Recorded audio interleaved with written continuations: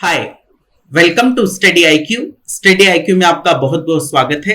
मेरा नाम है राकेश गवालरे और आज के इस वीडियो में हम बात करने वाले हैं 1 अक्टूबर 2021 से 15 अक्टूबर 2021 तक का छत्तीसगढ़ विशेष करंट अफेयर। तो आइए स्टार्ट करते हैं। पहला प्रश्न आपके सामने है, लघु वनोपज उत्पादन में कौन सा वन मंडल प्रथम स्थान पर है? तो इसका आंसर है कोंडागांव वन मंडल। और देखिए, लघु वनोपज के बारे में आपने सुना होगा, ऐसी वनोपज होती है जो हमें जंगल से या वन से डायरेक्टली हम एक्सट्रैक्ट करके ले आते हैं। फॉर एग्जांपल गोंद हो गया या हर्रा हो गया और बहुत सारी चीजें होती है जो हमें वनों से मिलती है डायरेक्ट। इसमें भी हमारे जो आदिवासी समुदाय होते हैं वो खासकर उनकी जीविका इसी के ऊपर डिपेंडेंट होती है।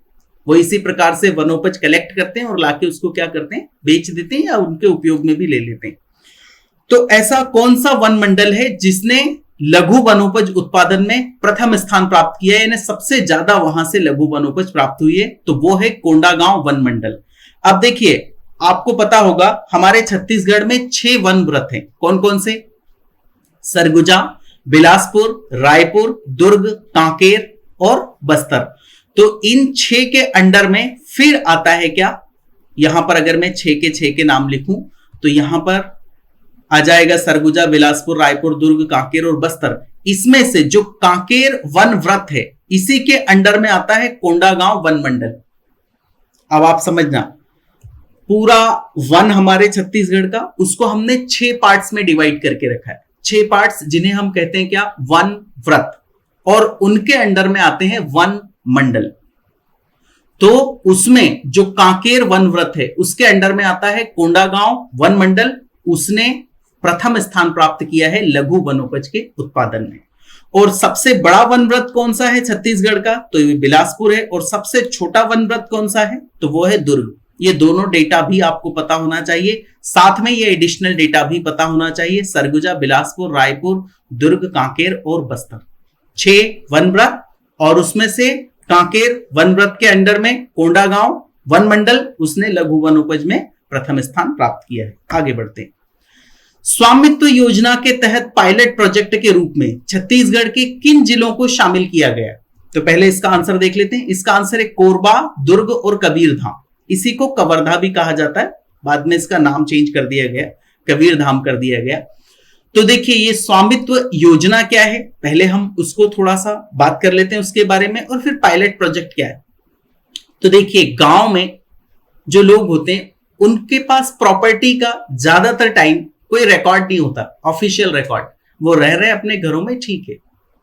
तो उससे ये होता है कि अगर वो कभी कोई लोन लेना चाहे तो बैंक उन्हें चाहकर भी लोन नहीं दे सकती। क्यों? क्योंकि प्रॉपर्टी उनके नाम पर नहीं है। तो इसके लिए सरकार योजना लेके आई है, क्या? स्वामित्व योजना।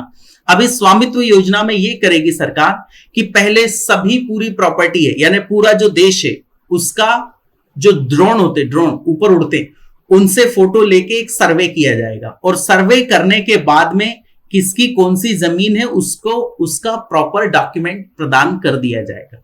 और जब उसको प्रॉपर डॉक्यूमेंट मिल जाएगा तो वो किसी भी प्रकार का लोन अगर उस पर लेना चाहे तो वो ले सकेगा।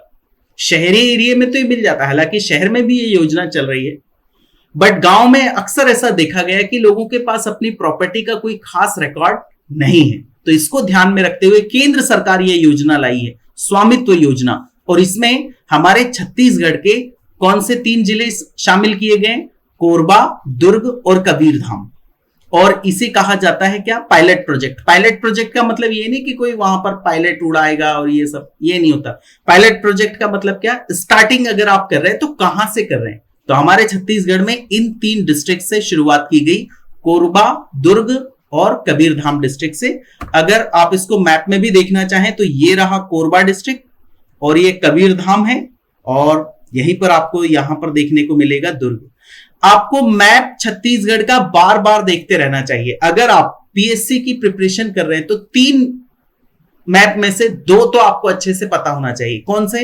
एक सीजी का मैप, छत्तीसगढ़ का मैप, और दूसरा भारत का मैप, और तीसरा अगर आप दुनिया का मैप भी देख पाए, याद कर पाए, तो वो भी जरूरी है, क्योंकि उसके ऊपर भी प्रश्न बनते रहते हैं। बट हाँ, सीजी का और इंडिया का मैप तो आपको आना ही चाहिए बहुत अच्छी तरह से। इस वजह से मैं मैप यहां पर डालने की कोशिश करता हूं। ये है कोरबा और ये है कबीरधाम, इसी को कवर्धा भी कहा जाता था, और ये है दुर्ग। ये 3 डिस्ट्रिक्ट में इसे लागू किया गया है। आगे बढ़ते हैं। प्रदेश के कौन से विद्यालय को पहले स्वामी आत्मानंद हिंदी माध्यम स्कूल के रूप में परिवर्तित किया गया है? तो इसका आंसर है क्या? मायाराम सुरजन शासकीय कन्या उच्चतर माध्यमिक विद्यालय रायपुर। आप देखिए, इनके बारे में हम बात कर लेते हैं कि ये क्या है। पहली बात तो आपको पता होना चाहिए कि स्वामी आत्मानंद जी कौन थे। तो उन्होंने जो विवेकानंद जी का रामकृष्ण मिशन था, उस मिशन को छत्तीसगढ़ में एस्टैब्लिश करने में काफी कोशिश की, और उनका जो आध्यात्मिक ज्ञान था विवेकानंद जी का, वो छत्तीसगढ़ में फैलाने की कोशिश की। क्योंकि आपको पता होगा, स्वामी विवेकानंद जी हमारे छत्तीसगढ़ में काफी समय उन्होंने बिताया था। तो उनकी जो धरोहर है वो कहां कहां रुके, उन्होंने क्या क्या किया, ये सारे उनके स्मारक बनवाना या उनकी जो टीचिंग है उसको फैलाने का काम किसने किया? स्वामी आत्मानंद जी ने किया। तो इनके नाम पर एक चल रहा है स्वामी आत्मानंद इंग्लिश माध्यम स्कूल। ये हमारी सीजी सरकार की योजना है। इसमें वो ये करते हैं कि जो स्कूल है उसमें अच्छी फैसिलिटीज देंगे और उसको बजट ज्यादा अलॉट करेंगे ताकि स्टैंडर्ड इंक्रीज हो गवर्नमेंट स्कूल्स का। तो ऐसे ही सरकार ने अब क्या किया है, स्वामी आत्मानंद हिंदी माध्यम स्कूल भी खोलने की शुरुआत कर दी। खोलने के लिए क्या परिवर्तित कर दिया, एक स्कूल है उसको परिवर्तित कर दिया किसमें? स्वामी आत्मानंद हिंदी माध्यम स्कूल में। और परिवर्तित करने के बाद सिर्फ नाम परिवर्तन नहीं होगा, बल्कि बहुत सारी जो फैसिलिटीज चाहिए रहती हैं, क्योंकि स्कूलों में ये अक्सर देखा गया, लेबोरेटरी है पर उसमें एक्सपेरिमेंट करने के लिए जो इंस्ट्रूमेंट चाहिए वो नहीं है बच्चों के पास, या जो बेसिक नीड्स है वो नहीं है। तो इन सबको ध्यान में रखते हुए ये चलाया गया है स्वामी आत्मानंद हिंदी माध्यम स्कूल। इनमें सभी प्रकार की जो फैसिलिटीज हैं वो प्रायोरिटी पर रखकर सरकार क्या करेगी? पूर्ण करेगी। तो पहला स्वामी आत्मानंद हिंदी माध्यम स्कूल वो कौन सा होगा? मायाराम सुरजन शासकीय कन्या उच्चतर माध्यमिक विद्यालय रायपुर। और ये जो स्वामी आत्मानंद जी थे, इनके पिताजी वो महात्मा गांधी के डिसिपल थे और उन्होंने वर्धा में जाकर महात्मा गांधी के साथ काफी समय बिताया। वो गांधी जी के बहुत ही प्रिय थे और उन्हीं के सुपुत्र हैं स्वामी आत्मानंद जी। तो इसका आंसर है मायाराम सुरजन शासकीय कन्या उच्चतर माध्यमिक विद्यालय रायपुर को कन्वर्ट कर दिया गया किसमें? स्वामी आत्मानंद हिंदी माध्यम स्कूल में। अगले प्रश्न पर आते हैं। मनवा नवा नार का क्या अभिप्राय है? मनवा नवा नार, अब ये थोड़ा सा जरा इंपॉर्टेंट मुझे लगता है। तो इसका आंसर है हमारा नया गांव। अब इसमें क्या होगा हमारा नया गांव में, ये भी बात कर लेते हैं। तो आपको पता होगा कि आजादी के इतने सालों के बाद भी हमारे छत्तीसगढ़ के कई ऐसे गांव हैं जहां पर की बेसिक फैसिलिटीज यानी बिजली नहीं पहुंची। स्कूल वगैरह तो खैर दूर की बात है, वो तो टूटी फूटी कहीं पे मिल भी जाती है, बट बिजली नहीं पहुंची। और उसमें भी खासकर जो नक्सलाइट एरिया है, जो नक्सल प्रभावित एरिया है, उससे क्या होता है जब लोगों को फैसिलिटीज नहीं मिलती तो वो इजी चीज की तरफ जाते हैं और फिर उसका फायदा उठा लेते हैं नक्सली और उसमें वो भर्ती करना शुरू कर देते हैं।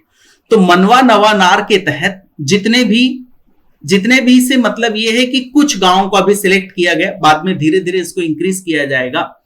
गांव में बिजली पहुंचाई जाएगी जो नक्सल प्रभावित गांव हैं। इसके अलावा एक और काम वहां पर किया जाएगा, वो ये किया जाएगा कि वहां पर पुलिस के कैंप बनाए जाएंगे। अब आप सोचेंगे कि पुलिस के कैंप बनाने से क्या होगा? उससे ये होगा कि जो पुलिस का कैंप बनेगा तो उनको खाने पीने की चीजें चाहिए रहेंगी, और क्योंकि कैंप होता है तो बहुत सारे पुलिस वाले उसमें होते हैं, बहुत सारे उनकी संख्या होती है। खाने पीने के अलावा और भी बहुत सारी उन्हें फैसिलिटीज चाहिए। तो उसके लिए जो आसपास के गांव हैं उनके साथ उस पुलिस बल का टाई अप कराया जाएगा कि आपको इतने दिनों तक हम खाना सप्लाई करेंगे गांव के जो लोग हैं। उससे क्या होगा? उससे ये होगा कि इन्हें भी कुछ पैसा मिल जाएगा और जो पुलिस बल है उसको भी फैसिलिटी मिल गई, और पैसा मिलेगा तो क्या होगा? डेवलपमेंट होगा। तो ये है मनवा नवा नार। मनवा नवा नार में एक तो क्या बिजली की जो फैसिलिटी है वो प्रोवाइड की जाएगी नक्सलाइट एरियाज में, और दूसरा जब वहां पर पुलिस का कैंप बनेगा या पुलिस का जो रुकने का स्थान बनेगा तो उसके लिए खाने पीने की या बहुत सारी जो चीजों की रिक्वायरमेंट होगी वो आसपास के गांव वालों के साथ टाई अप करके वो प्रोवाइड करेंगे। ये है मनवा नवा नार और इसका मतलब होता है हमारा नया गांव। इंपॉर्टेंट है ये, मुझे लगता है, इसलिए आपको ध्यान रखना है। अगले प्रश्न पर आते हैं। नॉर्वे का गांधी पत्रकारिता पुरस्कार किसे प्रदान किया गया है? तो ये हमारे छत्तीसगढ़ के डॉक्टर सुशील त्रिवेदी जी, और ये एक IAS ऑफिसर रह चुके हैं इंडियन एडमिनिस्ट्रेटिव सर्विसेज में, और इन्हें नॉर्वे का गांधी पत्रकारिता पुरस्कार प्रदान किया गया है। अब ये गांधी पत्रकारिता पुरस्कार क्या होता है? देखिए, नॉर्वे है तो उन्हें भी गांधी जी पसंद आ गए। गांधी जी पसंद आ गए यानी कभी कभी किसी देश का जो नेता होता है वो इतना बड़ा होता है कि उसके सम्मान में दूसरी जगह बहुत जगह पे क्या बहुत सम्मान रहते हैं, कुछ स्टेच्यूज लगी रहती है। ऐसे ही गांधी जी एक वर्ल्ड लीडर, इन्हें मैं मानता हूं, इस टाइप में थे वो। तो इस वजह से नॉर्वे की सरकार ने सम्मान देने के लिए एक पुरस्कार की स्थापना करके रखी है, वो है गांधी पत्रकारिता पुरस्कार। तो वो हमारे छत्तीसगढ़ के व्यक्ति को प्राप्त हुआ है और उनका नाम है doctor Sushil Trivedi ji. Factual data है, ध्यान रखना आपको। अगले प्रश्न पर आते हैं। गोठानों में गोबर से बिजली उत्पादन की परियोजना किस ग्राम पंचायत से शुरू की गई है? तो इसका आंसर है राखी ग्राम पंचायत। और ये कहां पर देखने को मिलेगा आपको? ये देखने को मिलेगी बेमेतरा डिस्ट्रिक्ट में, बेमेतरा डिस्ट्रिक्ट में। अब देखिए, गोठान से गोबर से बिजली बनाना, तो पहली बात तो आपको ये पता होना चाहिए कि गोठान में क्या होता है। तो देखिए, हमने क्या किया, एक योजना चलाई और उसमें गोबर परचेस किया जो गांव वाले हैं उनसे, स्वयं सहायता समूह के माध्यम से। स्वयं सहायता समूह होते हैं, बहुत सारी महिलाओं ने ग्रुप बना लिया या पुरुषों ने ग्रुप बना लिया और उनके माध्यम से हमने क्या गोबर परचेस किया। उस गोबर को हम किस में कन्वर्ट करते हैं? जो ऑर्गेनिक खाद होती है, फर्टिलाइजर, उसमें कन्वर्ट करते हैं और फिर हमारी सरकार उसे बेच देती है। तो इससे क्या फायदा मिला? इससे एक तो फायदा मिला, जिनसे हमने गोबर परचेस किया उनको कुछ अमाउंट मिल गया, पहला फायदा। दूसरा फायदा, उससे ऑर्गेनिक खाद बना ली, ऑर्गेनिक खाद बना ली तो उससे सरकार को भी कुछ रेवेन्यू मिलेगा। इसके अलावा जिन लोगों को आसानी से ये खाद अवेलेबल हो गया तो उनका भी काफी अमाउंट बचेगा, तो सभी का इसमें फायदा हो। तो सरकार ने इसमें एक एडिशनल काम किया है कि अब इन गोठानों में गोबर से बिजली भी बनेगी, बिजली उत्पादन होगा। गोबर से बिजली बन सकती है, जब गोबर से गैस बन सकती है तो बिजली भी बन सकती है। ठीक है, तो इसका आंसर है राखी। कौन से डिस्ट्रिक्ट में है ये? बेमेतरा। अगले प्रश्न पर आते हैं। इंदिरा एरोबिक 1 किसकी किस्म है? इंदिरा एरोबिक 1, तो ये किसकी किस्म है? धान की किस्म है। और इसकी खासियत क्या है? तो इसके बारे में हम बात कर लेते हैं कि ये जो धान की किस्म है ये आपको बहुत ज्यादा प्रोडक्शन देगी, यानी बहुत ज्यादा उत्पाद हम इससे ले पाएंगे। कैसे? 1 हेक्टेयर में लगभग 40 से 50 क्विंटल तक धान हो सकती है। कौन सी? इस किस्म की, इंदिरा एरोबिक 1, इस किस्म की धान। और खास बात यह है कि इसका जो टाइम पीरियड है तैयार होने का, वो टाइम पीरियड भी कम है।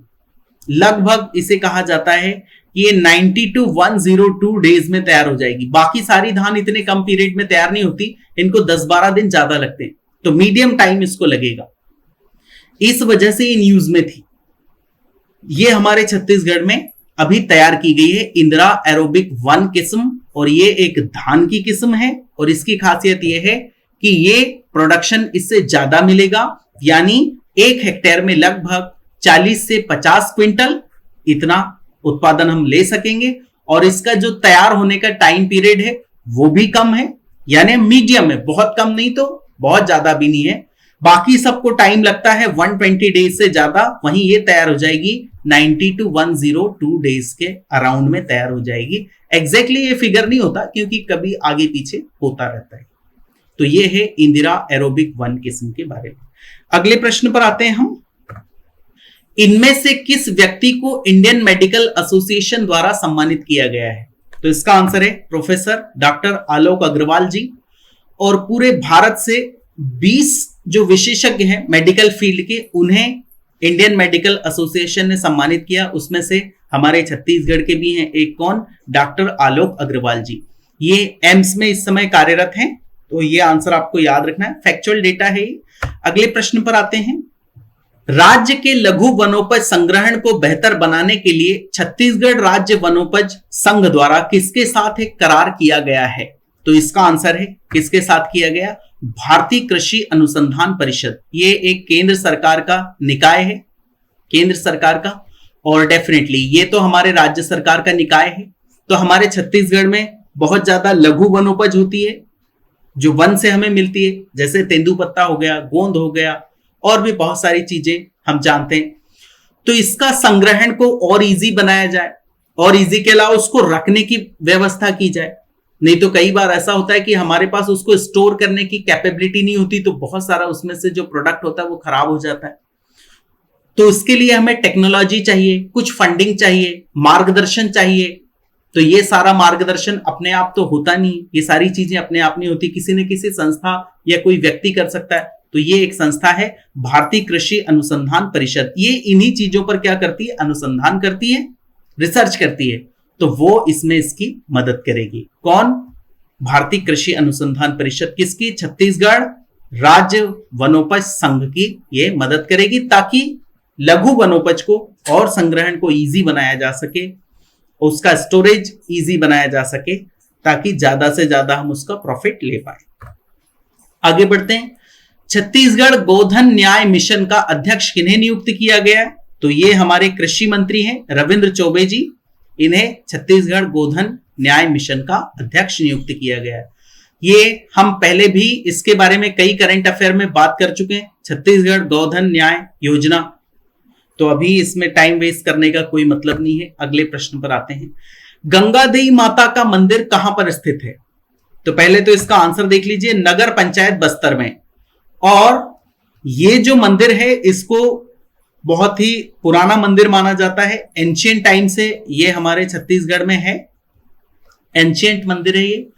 बट इसकी जो हालत थी वो बहुत ही खराब हो रही थी, और गांव वालों ने क्या किया? इसका जीर्णोद्धार कर दिया, इसमें कुछ कंस्ट्रक्शन कर दिया, कुछ उसमें सुधार कर दिया। इस वजह से ये न्यूज में था, और इस तरह के प्रश्न पीएससी में कभी कभी पूछ लिए जाते हैं, इस वजह से मैंने इसको यहां डाल दिया। गंगा देवी माता का मंदिर कहां पर स्थित है? तो ये नगर पंचायत बस्तर में स्थित है। अभी रिसेंटली इसका जीर्णोद्धार वहां के जो स्थानीय लोग थे उन्होंने किया, इस वजह से ये न्यूज में था। अगले प्रश्न पर आते हैं। छत्तीसगढ़ उच्च न्यायालय के मुख्य न्यायाधीश कौन बने हैं? तो हमारे जो मुख्य न्यायाधीश थे उन्हें भिजवा दिया गया कहां पर? आंध्र प्रदेश हाईकोर्ट का चीफ जस्टिस बना दिया गया, यानी मुख्य न्यायाधीश बना दिया गया। और वहां के एक जस्टिस थे, यानी न्यायाधीश थे अरूप गोस्वामी जी, उन्हें हमारे छत्तीसगढ़ हाईकोर्ट का बना दिया गया चीफ जस्टिस, यानी मुख्य न्यायाधीश। तो इनका संबंध कहां से था? ये पहले कहां पर थे? तो ये थे आंध्र प्रदेश हाईकोर्ट में जज थे, सिंपल न्यायाधीश थे, बट इन्हें छत्तीसगढ़ उच्च न्यायालय का मुख्य न्यायाधीश बनाया गया।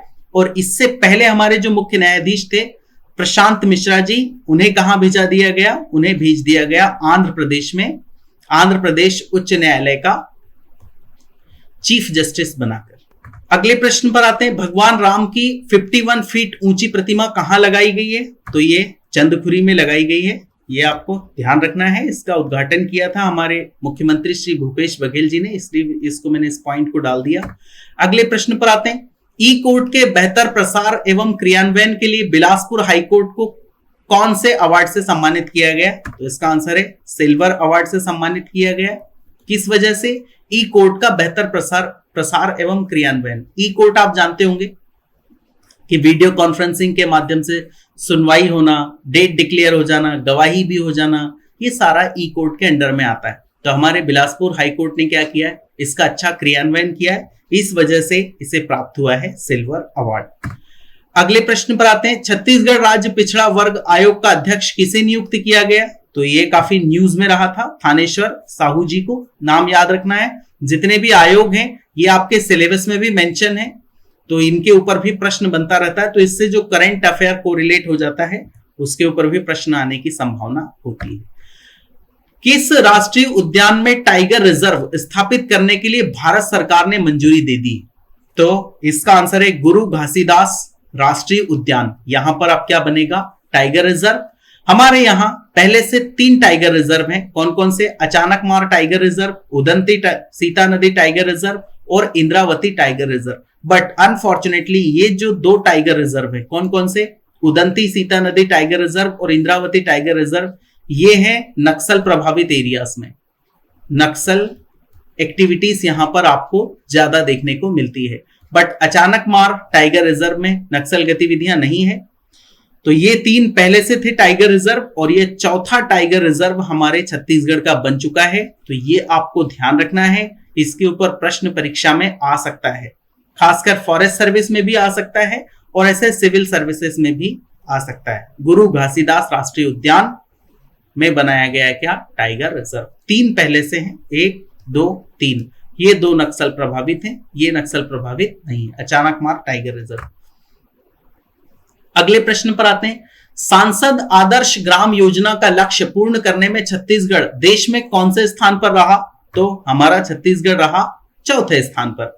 तो यह आपको पता होगा, सांसद आदर्श ग्राम योजना, जो प्रत्येक सांसद है उसको अपने क्षेत्र के किसी एक गांव को क्या करना है, गोद लेना है, और जो संसद निधि होती है जो सांसद को दी जाती है, उस निधि से उस गांव को एक आइडियल गांव बनाना है। यानी वहां पर आपको इंटरनेट अच्छी क्वालिटी का प्रोवाइड करना है, हेल्थ केयर अच्छा प्रोवाइड करना है, यानी हॉस्पिटल फैसिलिटी, एजुकेशन के लिए अच्छा करना है, और उस गांव को क्या बनाना है, आदर्श ग्राम बनाना है। प्रत्येक सांसद को ऐसा करना होता है अपने अपने क्षेत्र में। तो उसमें हमारे छत्तीसगढ़ ने 80% तक का जो टारगेट इसे प्राप्त हुआ था वो कंप्लीट किया, और ये पूरे देश में कौन से नंबर पर रहा, 4थे नंबर पर रहा। इंदिरा गांधी कृषि विश्वविद्यालय ने धान की किस किस्म को जीआई टैग के लिए प्रस्ताव भेजा है, तो इसका आंसर है नगरी दुबराज। ये धान की एक किस्म है और इसको इंदिरा गांधी कृषि विश्वविद्यालय ने जीआई टैग, ज्योग्राफिकल इंडिकेशन या ज्योग्राफिकल इंडिकेटर के लिए एक टैग प्रस्ताव भेजा है। किसको, केंद्र सरकार को। देखिए जीआई टैग ऐसा होता है कि अगर किसी क्षेत्र का कोई विशेष प्रोडक्ट हो, या तो वो मैन्युफैक्चर्ड हो सकता है या एग्रीकल्चर का प्रोडक्ट हो सकता है, अगर वो उस क्षेत्र विशेष का है तो उसको जीआई टैग दे दिया जाता है, यानी उस एरिया का उसे ओरिजिनेटिंग पॉइंट मान लिया जाता है। तो इसका आंसर है नगरी दुबराज। ये एक प्रकार का क्या है, धान की किस्म है, और इसके जीआई टैग के लिए अप्लाई किया है हमारे इंदिरा गांधी कृषि विश्वविद्यालय ने। So this is the end of the video. बहुत बहुत धन्यवाद। जय हिंद।